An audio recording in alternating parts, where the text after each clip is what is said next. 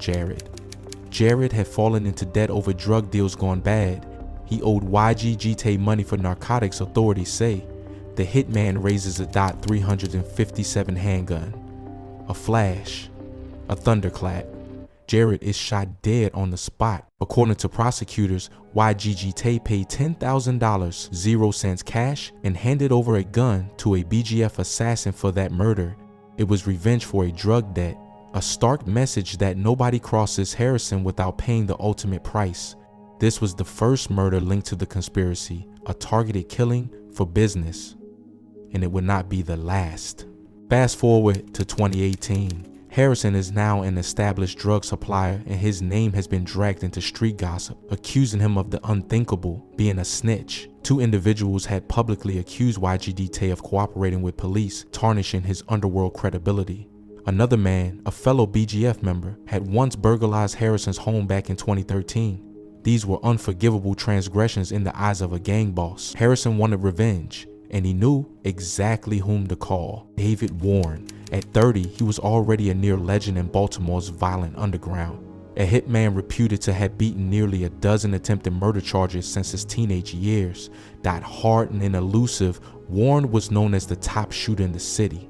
Harrison saw in him the perfect instrument for vengeance. In early 2018, Harrison allegedly hired Warren as his personal hitman, a contract killer on the payroll of Tays' operation. Harrison was brazen about it too. In a boastful Instagram post, he bragged that he had just signed the top shooter in the city to a deal. To his followers, it sounded like flashy bravado, but investigators say this was literal. The rapper had signed a hitman, as if adding a member to his crew, turning Warren loose on his enemies.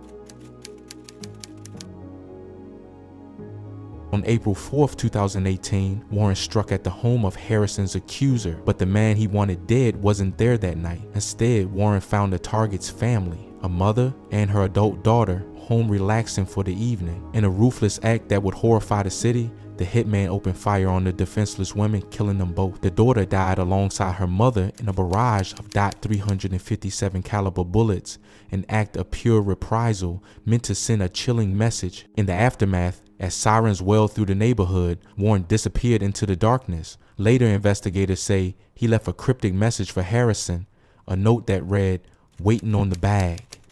He was waiting to get paid for the murders. And pay him Harrison did. Prosecutors say Tay rewarded Warren for executing the woman and her daughter. The crime was as heinous as it was cold-blooded, striking terror into anyone who knew the backstory. Harrison, paranoid about retaliation for